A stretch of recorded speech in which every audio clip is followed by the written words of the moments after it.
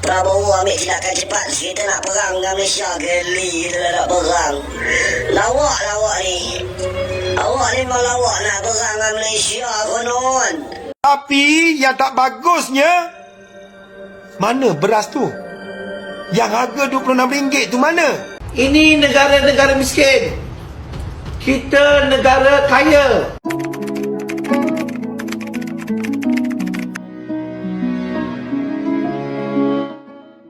Dahulu, Malaysia dikenal sebagai salah satu negara dengan tingkat kesejahteraan yang lebih baik dibandingkan banyak negara tetangganya. Berbagai kebijakan yang memberikan keistimewaan bagi warganya, seperti subsidi bahan bakar, pendidikan terjangkau, dan peluang kerja yang luas, membuat kehidupan masyarakat relatif stabil. Namun, dalam beberapa tahun terakhir, perubahan ekonomi dan sosial yang drastis telah menantang status quo. Kini, meningkatnya kesenjangan ekonomi, serta lonjakan biaya hidup yang semakin menyulitkan rakyatnya. Jika dulu warga Malaysia bisa menikmati harga barang kebutuhan pokok yang relatif terjangkau, kini realitasnya sangat berbeda. Biaya hidup terus meningkat, sementara gaji tidak mengalami kenaikan yang sebanding. Harga rumah melambung tinggi, harga makanan meningkat, dan biaya transportasi semakin membebani masyarakat. Kondisi ini membuat banyak warga Malaysia harus bekerja lebih keras hanya untuk memenuhi kebutuhan dasar mereka.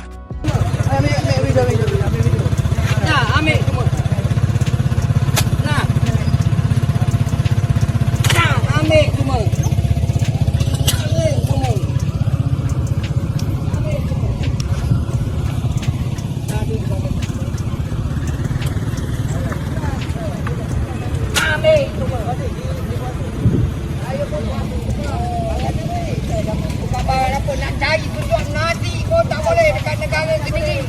Habis nak buat macam mana? Mafialah. Bukan hari 24 jam cari tenaga. Bukan 24 jam. Habis tak boleh tenaga, kau menyamuk. Kau jual dada. Apa yang pakcik tu cakap? Nak cari makan dekat negara sendiri pun susah. Assalamualaikum warahmatullahi wabarakatuh. Dan selamat berpuasa dan selamat menyambut Hari Raya. Okey, sebab Raya dah dekat kan. Hari ni, okey, viral satu kes di mana ada seorang pakcik tu, dia meniaga petai tepi jalan. Tiba-tiba dia mengamuk, dia baling semua petai dia kan. Sampai marah-marah dekat buka puasa kan. Okey, sampai dia cakap, okey, nak cari makan dekat negara sendiri pun susah.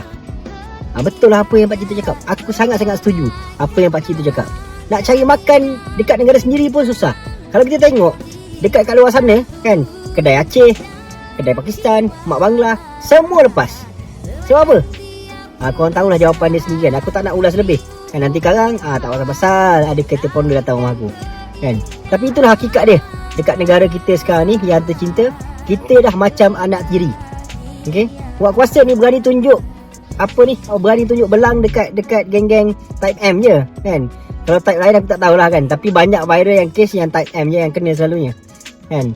Dan macam kita ni seolah-olah macam kena pijak-pijak je dengan dia orang kan. Tapi pesan aku kepada geng-geng penguat kuasa lah kan. Aku tahu engkau hanya menjalankan tugas, okey? Tapi janganlah letak otak dekat kepala lutut, okey? Kita sebagai manusia, kita ada satu benda yang membezakan kita dengan binatang, iaitu belas kasihan dan juga ihsan nama dia kan. Especially di bulan puasa ni kan. Jangan buat macam perangai binatang, okey? So kita kena ada ihsan dan juga kena ada belas kasihan dalam menjalankan tugas. SOP, rule, polisi, itu semua benda yang manusia buat. Okey, benda tu boleh diubah. Satu benda dalam dunia tak boleh diubah, which is Al-Quran. Kau ingat tu je. Okey, kawan-kawan aku yang jadi penguat kuasa ke apa ke tak kisahlah, korang pangkat apa sekalipun kan, tolonglah ada common sense sikit kan. Pakcik tu bukanlah dia niaga sampai berjuta-juta dia dapat duit tepi jalan tu kan. Mungkin pakcik tu meniaga tu nak cari duit, nak beli juadah buka puasa je geng. Okey, korang tak kesian ke? Belas ihsan kat mana? Otak letak kat mana? Kita tak kisahlah. Okey, korang ni macam mana pun, datang daripada mana kan. Tapi bagi aku, kita sebagai manusia kena ada, kita ada budi bicara, kita ada belas ihsan, kita ada rasa kasihan pada manusia. Okey, itu kita menjadikan kita sebagai manusia, membezakan kita dengan makhluk lain dekat atas dunia ni. Bagi korang yang menonton video ni dekat luar sana kan, kalau korang nak cari income tambahan, okey, jom follow aku dekat website aku. Dalam website aku ada channel, link channel, join channel aku. Okay, aku ajar korang macam mana nak jadi saudagar emas online. Okay, itu cara aku. Okay, kalau korang setuju, korang join. Suka, join. Tak suka, tinggalkan. Okay guys, jumpa dalam channel. Assalamualaikum. Takut lah lawak je lah. Takut dia dah. Bukan tak nak layan kono awak ni, tapi tidak dia dah bapak Prabowo ambil tindakan cepat. Kita nak perang dengan Malaysia, geli kita nak perang. Lawak ni. Awak ni memang lawak nak perang dengan Malaysia konon. Tak payah perang dengan Malaysia ni. Baling telur lah. Tung-tang. Bagi telur, baling telur. Telur terbelang tu kita baling kat muka dia. Tonggeng pun tak cukup nak makan. Nak perang. Geli betul lah kono hari. Untuk makan Nak katanya. perang pun tak cukup nak masak nasi. Nak perang dengan Malaysia. Nanti Yang sedang krisis beras siapa ya? Lapar. Gasnya udah habis. Gasnya mau dimasak bagaimana Pak? Bagaimana nak perang dengan Malaysia? Negara kecil sibuk. Yang kamu pergi kerja kat sini bawah. Dah tahu negara kecil kamu pergi kerja kat sini bawah. Kita negara besar ya. Ni kita balik telur. Telur terbelang ni kita balik kat dia. Betul tak? Beri berabe wadidau ketang wadidau. Berabe itu gaya kamu punya kerja okey. Macam anak kecil sedang mengolok-olok.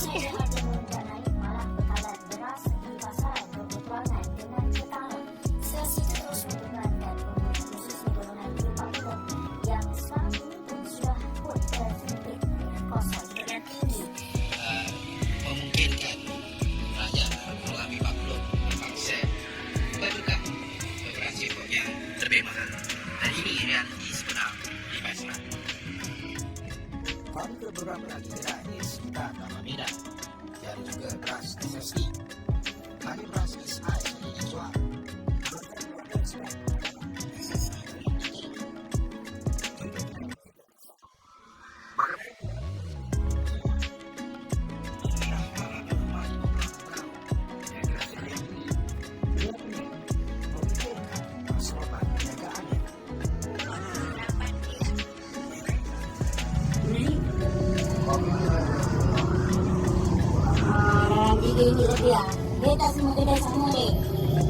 Kebingungan ya. Meloncat ini.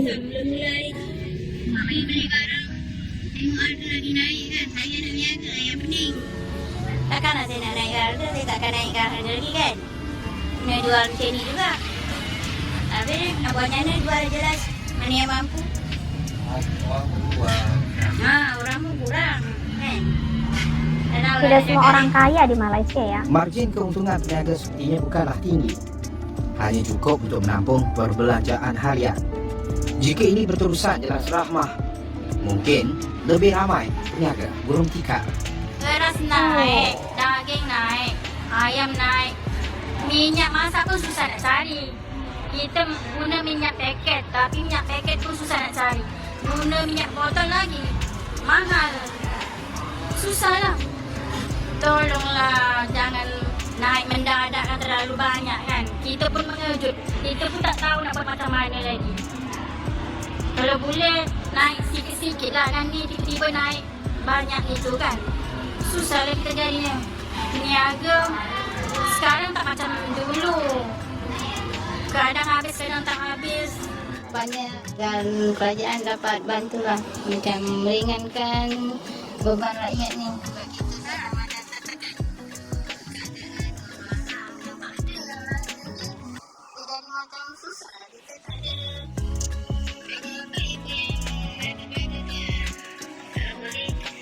Inilah adakan sedikit perubahan.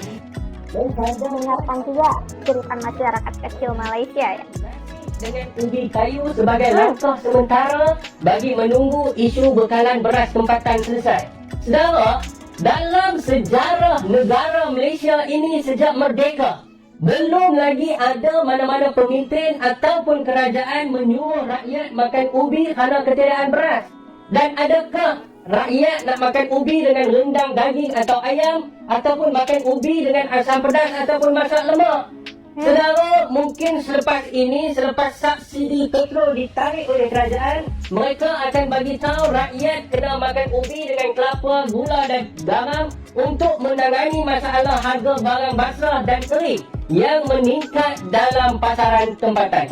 Inilah standard kerajaan Pakatan Harapan, kerajaan Madani yang nak mengembalikan Malaysia ke zaman batu. Kita bincang sedikit berkenaan dengan pembangunan di Malaysia dan di Indonesia, dan saya menyatakan saya kagum kerana walaupun jumlah penduduk di Indonesia itu begitu ramai, hampir 300 juta, tetapi soal makanan masih cukup. Ini satu kejayaan yang boleh dibanggakan. Yang kita perlu tingkatkan kerjasama. Saya dapati banyak produk-produk daripada Indonesia boleh diimport ke